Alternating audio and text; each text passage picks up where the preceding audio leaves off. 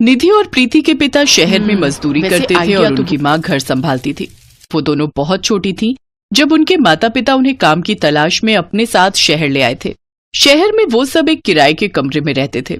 मदन ने दोनों बेटियों को सरकारी स्कूल में पढ़ने के लिए डाल दिया था। सब कुछ ठीक चल रहा था। ऐसे ही कई साल बीत गए और फिर एक रोज मदन को लकवा मार गया। उसे सरकारी अस्पताल ले जाया गया। वहां डॉक्टरों से जितना हो सका उन्होंने उसका इलाज किया। इसके बाद उन्होंने मदन को छुट्टी दे दी।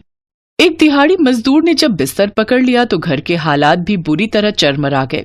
जो भगवान की मर्जी, अब उसके आगे किसी का जोर कहाँ चलता है।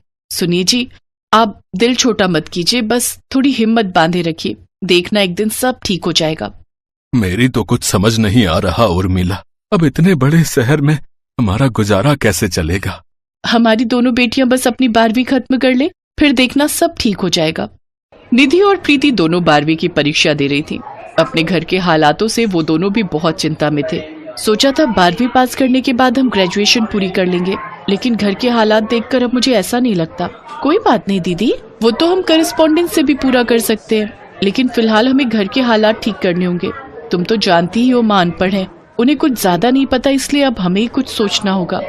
ऐसे ही कुछ दिन बीत जाते हैं। दोनों 12वीं पूरी कर लेती हैं। उदास उर्मिला उन दोनों के पास जाती है। निधि, प्रीति, मुझे लगता है अब हम लोगों को गांव चले जाना चाहिए। आज सेठ जी आए थे, 3 महीने का किराया मांग रहे हैं। लेकिन माँ, हम बचपन से यहाँ रहे हैं और फिर हमारी पढ़ाई सब गांव में कैसे होगा? वो सब मैं नहीं जानती। मैंने कहा ना, गांव चलना है मतलब चलना है। निधि प्रीति ने काफी मना किया, लेकिन उर्मिला ने उनकी एक नहीं सुनी। अब गांव में आकर वो लोग अपनी झोपड़ी में रहने लगे, लेकिन दोनों बहनों को कुछ समझ नहीं आ रहा था कि वो अब आगे क्या करें। उन दोनों ने कई दिनों तक सोचा कि वो ऐसा क्या काम करे जो इस गांव वालों के लिए नया हो। बहुत सोचने के बाद उन दोनों बहनों ने छोले भटूरे बनाकर बेचने की सोची। मैंने गांव भर में घूमकर देखा है, यहाँ सिर्फ कल्लू हलवाई है जो केवल समोसे ही बनाकर बेचता है। उसके अलावा यहाँ किसी चीज की दुकान या ढाबा नहीं है, तो क्यों ना हम यहाँ छोले भटूरे बनाकर बेचें। वैसे आइडिया तो बुरा नहीं है, और तुम वैसे भी अच्छे छोले बना लेती हो और मैं भटूरे अच्छे बना लेती हूँ। क्यों बाबा, कैसा लगा हमारा आइडिया? जो वैसे विचार बहुत अच्छा है तुम्हारा, लेकिन तुम दोनों ये सब सामान कहाँ से लाओगे? दोनों बहनों ने ये तो सोच लिया कि अब उन्हें क्या करना है, लेकिन अब दोनों को इस बात की चिंता सताने लगी कि इन सब के लिए सामान कहाँ से आएगा। वो दोनों अपनी माँ के पास गई। देखो बेटी, तुम दोनों से कुछ नहीं छुपा। जो पैसे थे वो मैं शहर में सेठ को किराए के पैसे देकर आ गई, लेकिन हाँ, मेरे पास ये एक सोने की अंगूठी रखी है। तुम दोनों चाहो तो इससे शुरुआत कर सकती हो। फिर दोनों बहनों ने वो अंगूठी सुनार के पास गिरवी रखी और उससे मिलने वाले पैसों से उन्होंने जरूरत का सारा सामान खरीद लिया। फिर रात को ही सारी तैयारी कर ली और अगले दिन गांव के बस अड्डे के पास जाकर अपना ठेला लगा लेती हैं और 30 रुपए छोले भटूरे की प्लेट बेचना शुरू कर देती हैं। 30 रुपए, 30 रुपए, आइए आइए, गर्मा गर्म छोले भटूरे खाइए। छोले भटूरे, ये नाम तो सुना सुना लग रहा है। हाँ, ये तो हमने शहर में खाया था जब मैं अपनी बहन के यहाँ गई थी। छोले भटूरे का गांव वालों ने नाम बहुत सुना था, लेकिन छोटे शहर के होने के कारण वो जब कभी शहर जाते तो ही वहाँ छोले भटूरे खा पाते थे। लेकिन अब गांव के बस अड्डे पर ही जब सिर्फ 30 रुपए में छोले भटूरे मिलने लगे तो वहाँ खुद ब खुद भीड़ लग गई। बस का इंतजार करने वाले लोगों और बस से उतरने वाले लोगों ने जब छोले भटूरे की दुकान देखी तो भीड़ लगनी शुरू हो गई। बहन, मेरे लिए भी छोले भटूरे की प्लेट बना देना। हाँ भैया, बस अभी लो। निधि गर्मा गर्म भटूरे तलती गई और प्रीति उन्हें सर्व करती गई। वाह बहन, क्या स्वाद है इसमें, मजा ही आ गया। ऐसा करो, 3 प्लेट पैक भी कर दो। घर में माँ, बाबूजी और मेरी बहन गांव के छोले भटूरे खाएगी ना तो खुश हो जाएंगे। वैसे मुझे छोले भटूरे बहुत ही पसंद है, लेकिन गांव में पहली बार भटूरे खा रहा हूँ। नहीं तो जब भी शहर सामान लेने जाता था तभी खा पाता था।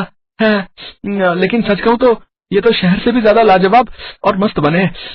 शुक्रिया भैया, ये लीजिए, आपकी 3 प्लेट पैक हो गए और आपके पूरे 120 रुपए हो गए। जी ये लीजिए, धन्यवाद। वो लड़का वहाँ से चला गया। कुछ देर बाद शहर से एक और बस आई और उसमें से एक औरत अपने पति और 2 बच्चों के साथ उतरी। छोले भटूरे देख बच्चे वो खाने की जिद करने लगे। माँ, छोले भटूरे हमें भी खाने हैं। अरे वाह, गांव में भी छोले भटूरे मिलने लगे। बड़ी तरक्की कर ली गांव वालों ने। सचमुच, चलो अब खाकर देखते हैं। वाह माँ, कितने अच्छे भटूरे हैं। अब तो हम इस गांव में एक हफ्ता तो क्या 1 महीने की छुट्टियां भी बिता सकते हैं।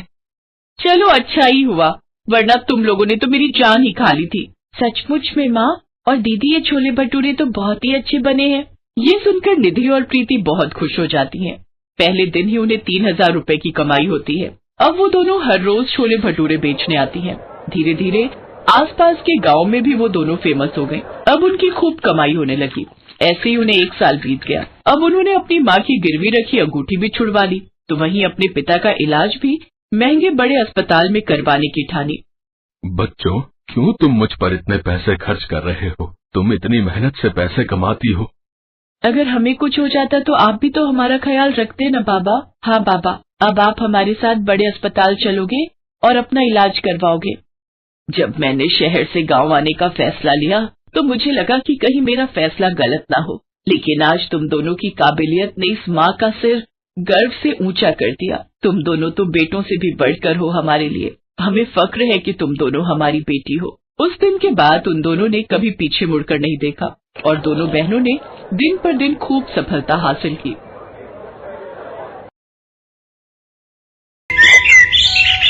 दीदी, ये वाला सवाल देखो ना, समझ नहीं आ रहा।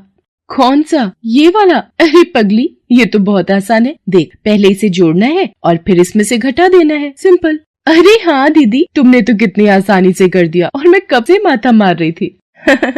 कई बार माथा मारने की जरूरत नहीं होती, बस नजरिया बदलने से बात बन जाती है। सही कहती हो दीदी। अच्छा ये बताओ, वो कॉलेज का फॉर्म भर दिया तुमने? नहीं, मैं नहीं भरूंगी उसे। मैंने तो कुछ और सोचा है। हैं? ऐसा क्या सोचा है? मुझे भी बताओ। मुझे यहाँ गांव में रहकर नहीं पढ़ना। अपने गांव के कॉलेज में ना तो मेरा मनपसंद कोर्स है और ना अच्छे टीचर्स। मुझे तो शहर जाकर पढ़ना है। हाय राम, शहर जाओगी? और तुम्हारे साथ कौन रहेगा वहाँ? कोई नहीं, मैं अकेली रहकर पढ़ाई करूंगी वहाँ। क्या अकेली रह लोगी दीदी? हाँ, उसमें कौन सी बड़ी बात है। अरे 12वीं में इतने अच्छे नंबर लाने का क्या फायदा अगर सारी जिंदगी गांव में ही बितानी है तो। वो बात तो ठीक है दीदी, लेकिन अपने गांव का माहौल तो तुम्हें पता है ना। यहाँ लड़कियों को स्कूल ही बहुत कम लोग भेजते हैं और तुम शहर जाकर। बस इसी सोच ने तो बेड़ा गर्क करके रखा है। ये बात तो सही है दीदी। सच बताऊं तो मुझे भी शहर जाकर पढ़ने में कोई बुराई नहीं लगती, बस वहाँ के टिमटाम से डर लगता है। टिमटाम मतलब?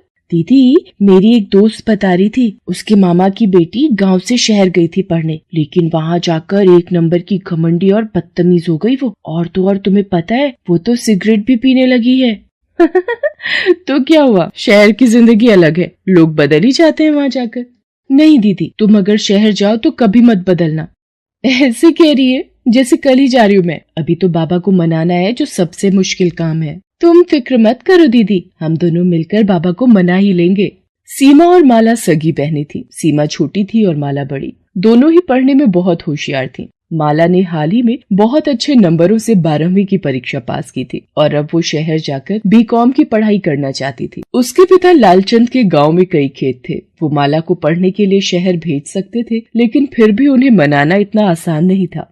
क्या शहर? ना बिटिया, जो करना है यहीं रहकर कर लो। वहाँ अकेली कैसे रहोगी? रह लूंगी बाबा, मैंने सब पता कर लिया है। कॉलेज का अपना हॉस्टल है जहाँ स्टूडेंट्स आराम से रह सकते हैं। सब कुछ बहुत अच्छा है वहाँ, मेरा यकीन कीजिए। वहाँ जाकर मेरी जिंदगी बदल जाएगी, सच में। बिटिया, तुम्हारी माँ को तुम्हारी जरूरत है। सारी जिंदगी घर संभालते संभालते थक गई है वो। और वैसे भी तुम तो पढ़ने में इतनी होशियार हो, यहाँ गाँव से भी बहुत कुछ कर सकती हो। फिर शहर जाने की क्या जरूरत? जरूरत है बाबा, क्योंकि दीदी का मन है शहर जाकर पढ़ने का। आप उन्हें जाने दीजिए और मैं हूँ ना यहाँ माँ के साथ। मैं यहीं रहूंगी हमेशा, ये वादा है मेरा। सीमा की बात सुनकर लालचंद माला को शहर भेजने के लिए तैयार हो जाता है। माला शहर के एक नामी कॉलेज में एडमिशन ले लेती है और वहीं हॉस्टल में रहकर पढ़ने लगती है। वो गांव से शहर अपने बेहतर भविष्य को सजाने के लिए गई थी, लेकिन धीरे धीरे उसके लिए बाकी चीजें ज्यादा जरूरी हो गई। सीमा का डर सही साबित हो रहा था। माला शहर जाकर बदलती जा रही थी। माला, तैयार रहना, आज रात का प्लान है। वार्डन के सोने के बाद निकलेंगे सब। अच्छा ठीक है यार, बट कल एग्जाम है। अरे यार, अब तू नाटक मत शुरू कर। एग्जाम्स तो आते ही रहते हैं, लेकिन डिस्को पार्टी का ये मौका बार बार नहीं मिलता। बात तो तेरी ठीक है। चल फिर चलती हूँ मैं। दोस्तों के साथ घूमना फिरना, पार्टीज करना, अब यही सब माला को पसंद था। इस वजह से उसका पढ़ाई में उतना मन नहीं लगता था। उसके मार्क्स लगातार गिरते जा रहे थे। दीदी मैंने नेट पर देखी तुम्हारी मार्कशीट, नंबर तो बहुत कम है दीदी। हाँ तो क्या हुआ, अगले सेमेस्टर में कवर कर लूंगी मैं। वैसे तूने ये बात बाबा को तो नहीं बताई? ना दीदी अभी तो नहीं बताई, लेकिन उन्हें बताना तो पड़ेगा ना, वो पूछेंगे तो। नहीं, उन्हें कुछ भी बताने की जरूरत नहीं है, मैं घर आऊंगी छुट्टियों में तो संभाल लूंगी सब, बस तू अपना मुंह बंद ही रखना, समझी? चल अब फोन रखती हूँ मैं, मेरे दोस्त बुला रहे मुझे। दीदी ये सब सही नहीं है, तुम शहर पढ़ने गई हो या ये सब करने? तू एक नंबर की गंवार और बेवकूफ है सीमा, ये सब शहर में रहने के तौर तरीके हैं, समझी? दोस्तों के साथ थोड़ी सी ड्रिंक कर ली तो क्या हुआ, कुछ गलत नहीं है इसमें। ना दीदी जो गलत है सो गलत है, तुम वापस आ जाओ, तुम्हारा कॉलेज तो खत्म ही होने वाला है ना। तू पागल है क्या, मुझे गाँव वापस कभी नहीं आना। तो अब वहाँ रहकर करोगी क्या? तुम्हारे मार्क्स भी ऐसे नहीं है कि कोई अच्छी नौकरी मिल जाए तुम्हें। तो क्या हुआ? अरे सीमा मुझे शहर जाकर समझ में आया है कि असल में ये पढ़ाई वढ़ाई से कुछ भी नहीं होने वाला, मैंने तो अपनी लाइफ सेट कर ली है। क्या मतलब? देख मेरे कॉलेज में एक लड़का है राजीव, वो लट्टू है मुझ पर, उसके पापा बहुत बड़े आदमी हैं, बस अब राजीव से शादी करनी है मुझे तो। क्या दीदी ये सोचकर तो नहीं गई थी तुम शहर, तुम्हें तो अपना करियर बनाना था ना, और वैसे भी बाबा इस शादी के लिए नहीं मानेंगे। नहीं मानेंगे तो ना माने, राजीव मुझसे हर हाल में शादी करने को तैयार है, समझी तू? और रही बात करियर की, तो एक अमीर खानदान में शादी हो जाए और क्या चाहिए। मैं तो कहती हूँ कि तू भी समझदारी से काम ले, गांव में रहकर कुछ हासिल नहीं होगा तुझे, चल मेरे साथ शहर, लाइफ सेट हो जाएगी तेरी भी बिल्कुल मेरी तरह। नहीं दीदी तुम्हें ही मुबारक हो ये सब, मैं यही गाँव में ही खुश हूँ।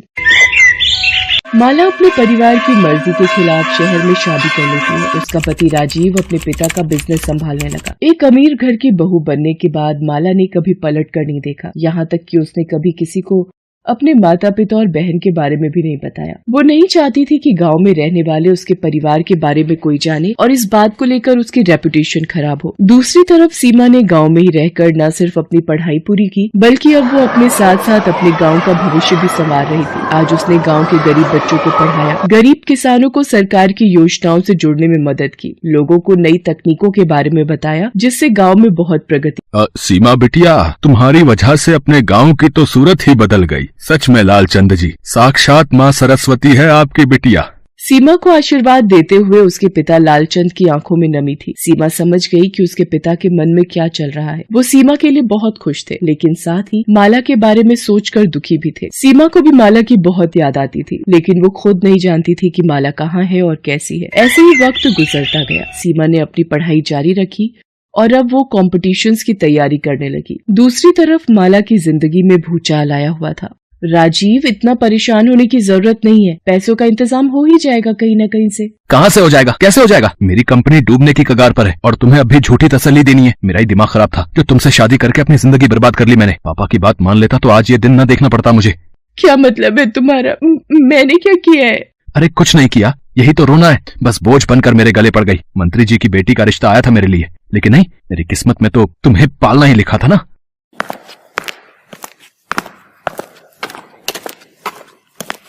माला जल्दी से तैयार हो जाओ, तुम्हें मेरे साथ चलना है। लेकिन कहाँ?